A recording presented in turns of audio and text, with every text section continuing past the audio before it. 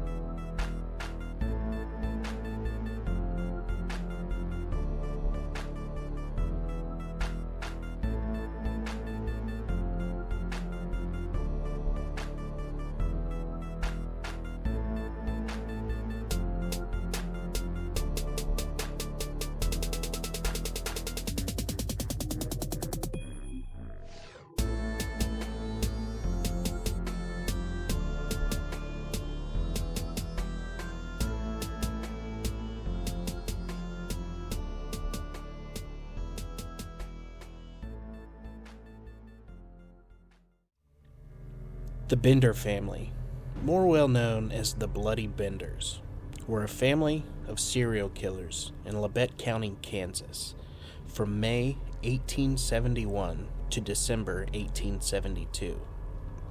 The family supposedly consisted of John Bender and his wife Elvira or Almira, their son John Jr., and their daughter Kate. Contemporary newspaper accounts reported that the Benders' neighbors claimed that John and Kate were actually husband and wife, possibly via a common-law marriage. In 1890, Elvira Hill and her daughter, Mrs. Sarah Davis, both from Michigan, were charged for being Elvira and Kate Bender. They proved that they were not, and they were soon released. Estimates report that the Benders killed at least a dozen travelers, and perhaps as many as 20 before they were discovered. The family's fate remains unknown, with theories ranging from a lynching to a successful escape. Much folklore and legend surround the Benders, making it difficult to separate fact from fiction. In October 1870, 5 families of spiritualists homesteaded in and around the township of Osage in northwestern Labette County, approximately 7 miles northeast of where Cherryvale was established 7 months later. One of these families was John Bender and John Bender Jr., who registered 160 acres of land located adjacent to the Great Osage Trail, the only open road for traveling farther west. After a cabin, a barn with a corral, and a well were built, Elvira and Kate arrived in the fall of 1871. The Benders divided their cabin into 2 rooms with a canvas wagon cover. They used the smaller room at the rear for living quarters and the front room as a general store where they sold dry goods. A crudely drawn, misspelled sign reading "grocery," spelled Grocry, indicated a lack of familiarity with English. The front section also contained the kitchen and dining table where travelers could stop for a meal or spend the night. Elvira and Kate also planted a 2-acre vegetable garden and an apple orchard north of the cabin. John Bender Sr. was around 60 years old, and he spoke little English. The English that he did speak was very guttural and usually unintelligible. According to the May 23, 1873 edition of the Emporia News, he was identified with the name William Bender. Elvira Bender was 55 years old. She allegedly spoke little English and was so unfriendly that her neighbors called her a she-devil. John Bender Jr. was around 25 years old. and very handsome, with auburn hair and a mustache. He spoke English fluently with a German accent, and he was prone to laughing aimlessly, which led to many to consider him a half-wit. Kate Bender, who was around 23, was cultivated and attractive, and she spoke English well, with little accent. A self-proclaimed healer and psychic, she distributed flyers advertising her supernatural powers and her abilities to cure illnesses. She also conducted seances and gave lectures on spiritualism, for which she gained notoriety by advocating free love. Kate's popularity became a large attraction for the Benders Inn. Although the elder Benders kept to themselves, Kate and her brother regularly attended Sunday school in nearby Harmony Grove. The Benders were wildly believed to be German immigrants. No documentation or definitive proof of their relationships to one another or where they were born has ever been found. John Bender Sr. was from either Germany, Norway, or the Netherlands, and may have been born John Flickinger. According to contemporary newspapers, Elvira was born Almira Hill Mark, often misreported as Meek, in the Adirondack Mountains. She married Simon Mark, with whom she claimed to have had 12 children. Later, she married William Stephen Griffith. Elvira was also rumored to have murdered several husbands, but none of these rumors were ever proven. Kate was purportedly Elvira's fifth daughter. Some of the Benders' neighbors claimed that John and Kate were not brother and sister, but in fact husband and wife. From those who knew them and have written about the Benders, the old man was a repulsive, hideous brute, without a redeeming trait, dirty, profane, and ill-tempered. Old Mrs. Bender was a dirty old Dutch crone. Her face was a fit picture of the midnight hag that wove the spell murderous ambition about the soul of Macbeth. Young Bender, seen when excited, recalled the grave-robbing hyena at once to mind. Kate proclaimed herself responsible to no one save herself. She professed to be a medium of spiritualism and delivered lectures on that subject. In her lectures, she publicly declared that murder might be a dictation for good, that in what the world might deem villainy, her soul might read bravery, nobility, and humanity. She advocated free love and denounced all social regulations for the promotion of purity and the prevention of carnality, which she called miserable requirements of the self-constituted society. She maintained carnal relations with her brother and boldly proclaimed her right to do so in the following words found in her lecture manuscript. Shall we confine ourselves to a single love and deny our natures their proper sway? Even though it be a brother's passion for his own sister, I say it should not be smothered. Gross. In May 1871, the body of a man named Jones was discovered in Drum Creek with a cut throat and a crushed skull. The owner of the Drum Creek claim was suspected, but no action was taken. In February 1872, the bodies of two men were found with the same injuries as Jones. By 1873, reports of missing people who had passed through the area had become so common that travelers began to avoid the trail. The area was already widely known for horse thieves and villains, and vigilance committees often arrested some for the disappearances, only for them to be later released by the authorities. Many innocent men under suspicion were also run out of the county by these committees. In the winter of 1872, George Newton Longcore left Independence, Kansas, with his infant daughter Mary Ann to resettle in Iowa. They were never seen again. In the spring of 1873, Longcore's former neighbor, Dr. William Henry York, went looking for them, and he questioned homesteaders along the trail.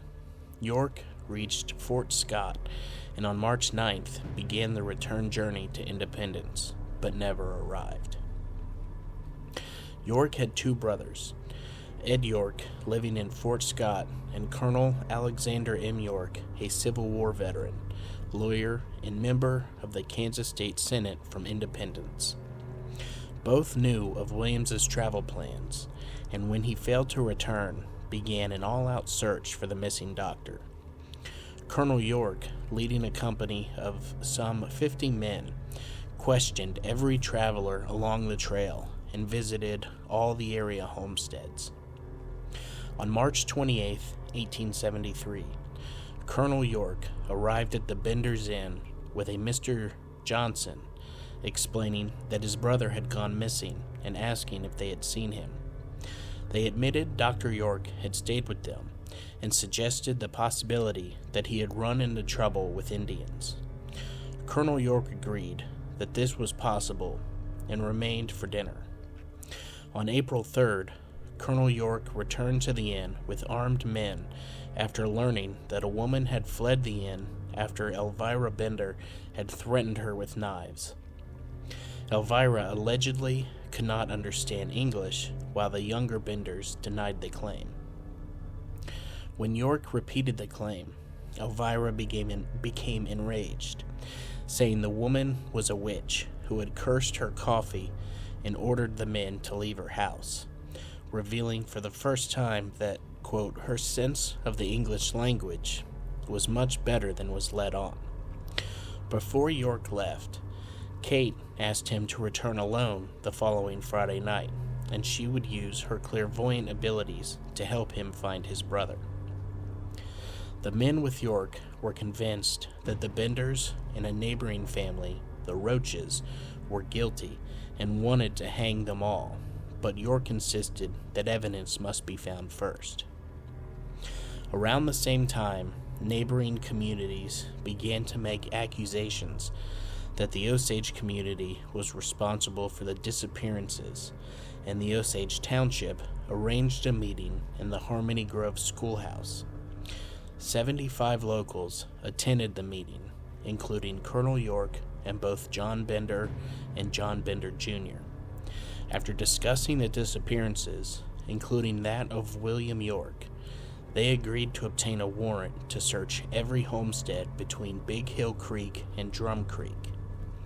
Despite York's strong suspicions regarding the Benders since his visit several weeks earlier, no one had watched them, and it was not noticed for several days that they had fled.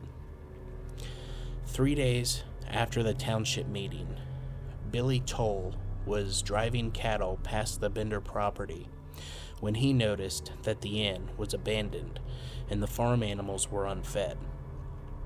Billy reported the fact to the township trustee, but due to inclement weather, several days lapsed before the abandonment could be investigated.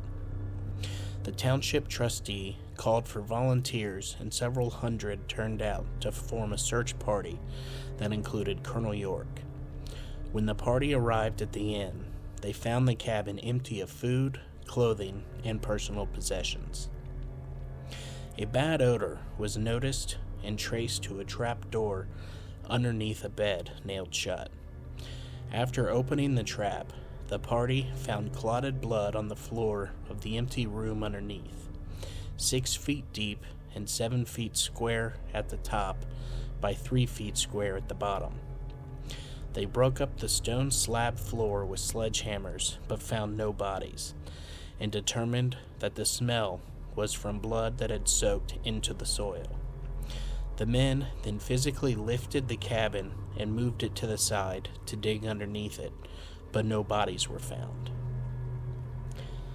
They then probed the ground around the cabin with a metal rod, especially in the disturbed soil of the vegetable garden and orchard, where Dr. York's body was found later that evening, buried face down with his feet barely below the surface.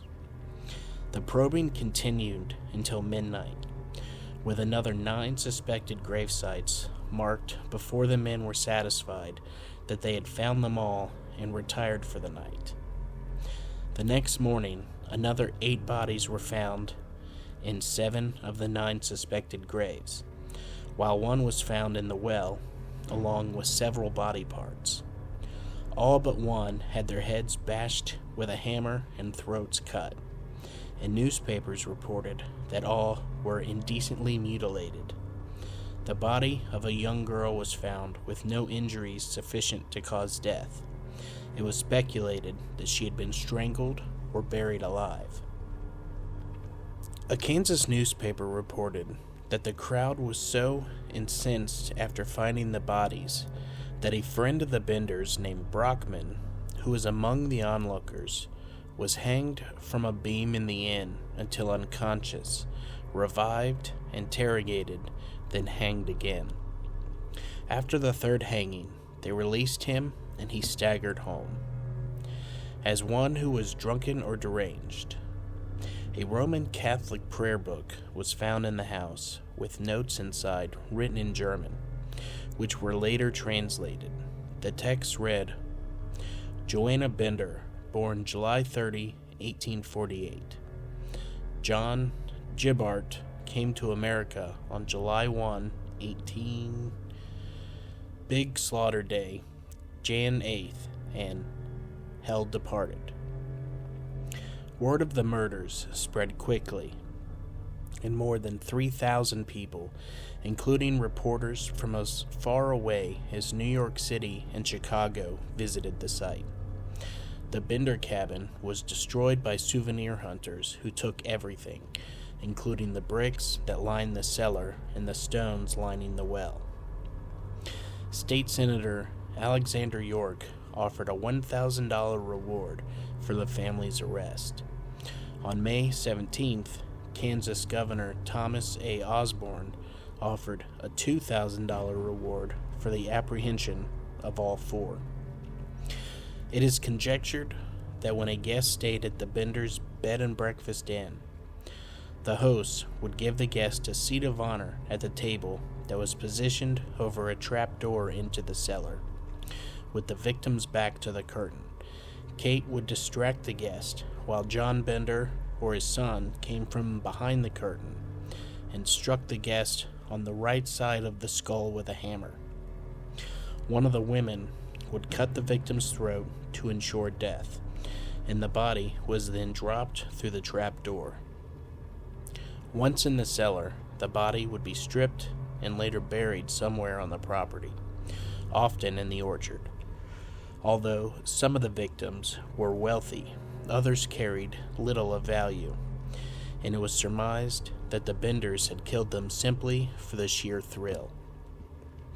Testimony from people who had stayed at the Benders Inn and managed to escape before they could be killed appeared to support the presumed execution method of the Benders.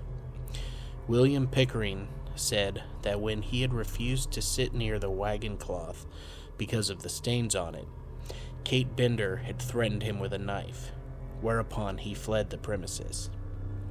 A Catholic priest, Father Paul I'm going to butcher this last name, Ponziglione, Ponziglione, claimed to have seen one of the Bender men concealing a large hammer, at which point he became uncomfortable and quickly departed, making the excuse that he needed to tend to his horse. The Bender family sold stolen goods such as horses, saddles, clothes, and other possessions under the guise that people who spent the night were unable to pay and would pay with goods. At another time, a Mrs. Fitz, while sitting at dinner, became uneasy and sensed a muffled movement behind the canvas.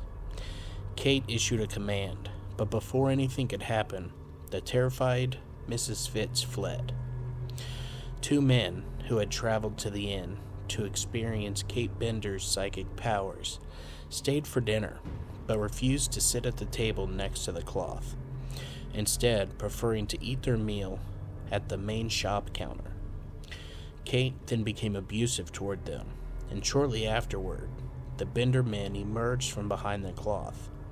At this point, the customers felt uneasy and decided to leave, a move that almost certainly saved their lives. More than a dozen bullet holes were found in the roof and sides of the cabin. The media speculated that some of the victims had attempted to fight back after being hit with the hammer. Detectives following wagon tracks discovered the Bender's wagon, abandoned with a starving team of horses, with one of the mares lame, just outside the city limits of Thayer, 12 miles north of the inn. It was confirmed that the family had bought tickets on the Leavenworth, Lawrence, and Galveston Railroad for Humboldt.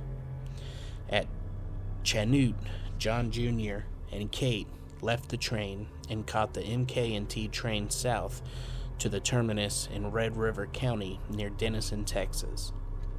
From there, they traveled to an outlaw colony thought to be in the border region between Texas and New Mexico. They were not pursued, as lawmen following outlaws into this region often never returned. One detective later claimed that he had traced the pair to the border, where he had found that John Jr. had died of apoplexy. The elder Benders did not leave the train at Humboldt, but instead continued north to Kansas City, where it is believed that they purchased tickets for St. Louis, Missouri. Several groups of vigilantes were formed to search for the Benders. Many stories say that one vigilante group caught the Benders and shot all of them but Kate, whom they burned alive. Another group claimed that they had caught the Benders and lynched them before throwing their bodies into the river. Yet another claimed to have killed the Benders during a gunfight and buried their bodies on the prairie, but no one has ever claimed the $3,000 reward. The story of the Benders' escape spread, and the search continued on and off for the next 50 years. Often, two women traveling together were accused of being Kate Bender and her mother. In 1884, it was reported that a John Flickinger had committed suicide in Lake Michigan. Also, in 1884, an elderly man matching John Bender Sr.'s description was arrested in Montana for a murder committed near Salmon, Idaho, where the victim had been killed by a hammer blow to the head. A message requesting positive identification was sent to Cherryvale, but the suspect severed his foot to escape his leg irons and bled to death. By the time a deputy from Cherryvale arrived, identification was impossible due to decomposition. Despite the lack of identification, the man's skull was displayed as that of Pa Bender in a Salmon saloon until Prohibition forced its closure in 1920, and the skull disappeared. Whether John Flickinger was John Bender is still unknown. Several weeks after the discovery of the bodies, Addison Roach and his son-in-law, William Buxton, were arrested as accessories. In total, 12 men of bad repute in general would be arrested, including Brockman. All had been involved in disposing of the victims' stolen goods, with Mitt Cherry, a member of the Vigilance Committee, implicated for forging a letter from one of the victims, informing the man's wife that he had arrived safely at his destination in Illinois. Brockman would be arrested again 23 years later for the rape and murder of his 18-year-old daughter. On October 31st, 1889, it was reported that Miss Almira Monroe and Miss Sarah Eliza Davis had been arrested in Niles, Michigan, often misreported as Detroit, several weeks earlier for larceny. They were released after being found not guilty, but were then immediately rearrested for the Bender murders. According to the Pittsburgh Dispatch, the daughter of one of the Bender's victims Mrs. Frances E. McCann, had reported the pair to the authorities in early October after tracking them down. Mrs. McCann's story came from dreams about her father's murder, which she discussed with Sarah Eliza. The women's identities were later confirmed by two Osage Township witnesses from a tintype photograph. In mid-October, Deputy Sheriff Leroy Dick, the Osage Township trustee who had headed the search of the Bender property, arrived in Michigan and arrested the couple on October 30th, following their release on the larceny charges. Mrs. Monroe resisted, declaring that she would not be taken alive, but she was subdued by local deputies. Mrs. Davis claimed that Mrs. Monroe was Elvira Bender, but that she was not Kate, but her sister Sarah. She later signed an affidavit to that effect, while Monroe continued to deny the identification and in turn accused Sarah Eliza of being the real Kate Bender. Deputy Sheriff Dick, along with Mrs. McCann, escorted the pair to Oswego, Kansas, where 7 members of a 13-member panel confirmed the identification and committed them for trial. Another of Mrs. Monroe's daughters, Mary Gardy, later provided an affidavit claiming that her mother, then Almira Shearer, under the name of Almira Marks, was serving 2 years in the Detroit House of Corrections in 1872 for the manslaughter of her daughter-in-law, Emily Mark. Records of the incarceration back up this affidavit. At her hearing, Mrs. Monroe denied any knowledge of Shearer or the manslaughter charge and remained incarcerated with her daughter. Originally scheduled for February 1890, the trial was held over to May. Mrs. Monroe now admitted that she had married a Mr. Shearer in 1872 and claimed she had previously denied it, as she did not want the court to know that her name was Shearer at the time and that she had a conviction for manslaughter.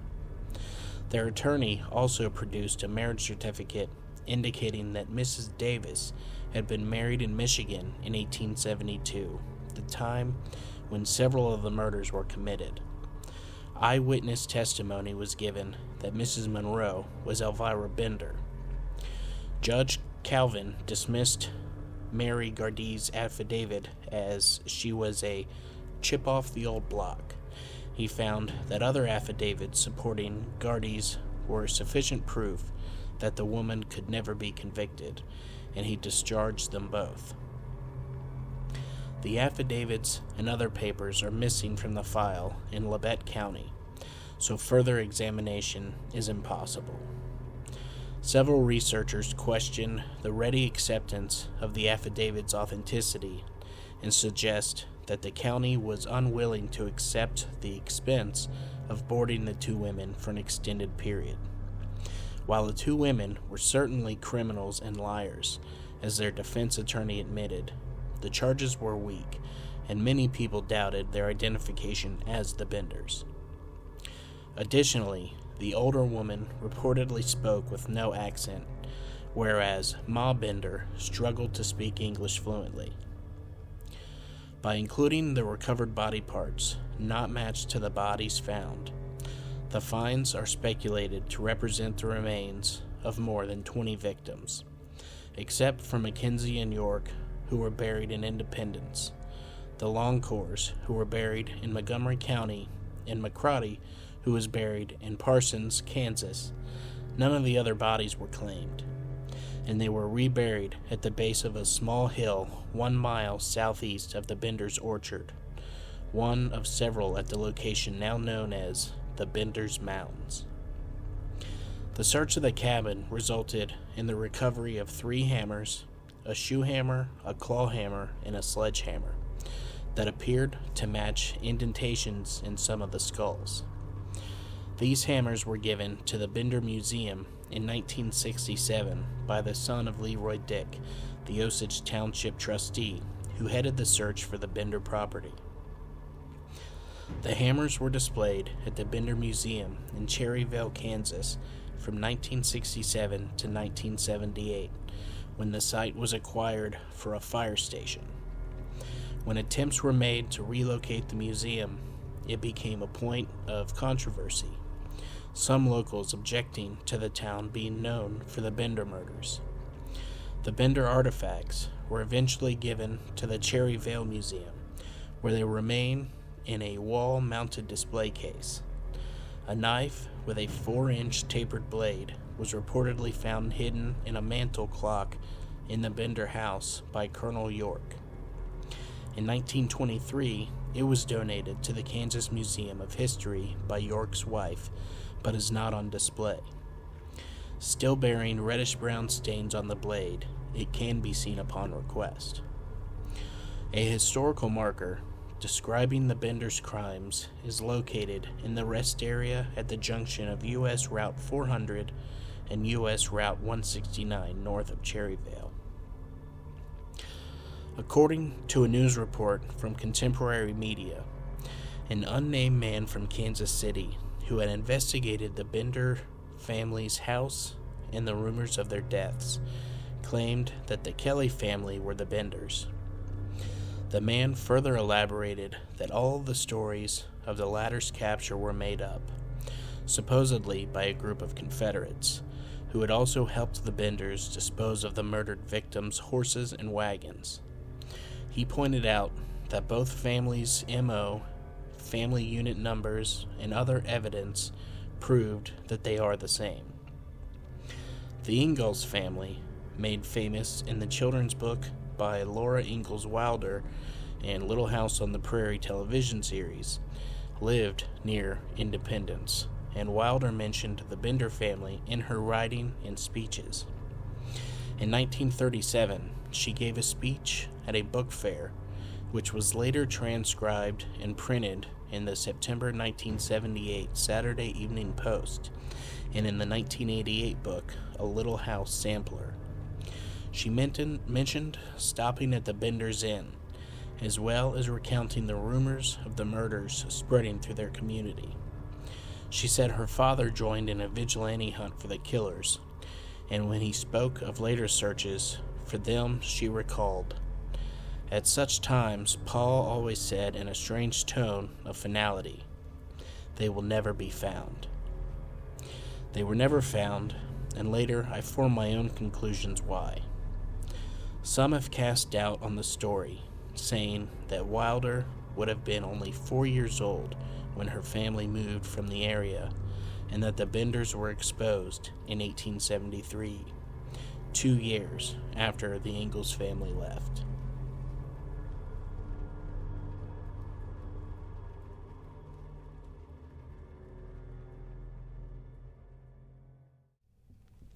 Well, that is going to do it for today's episode.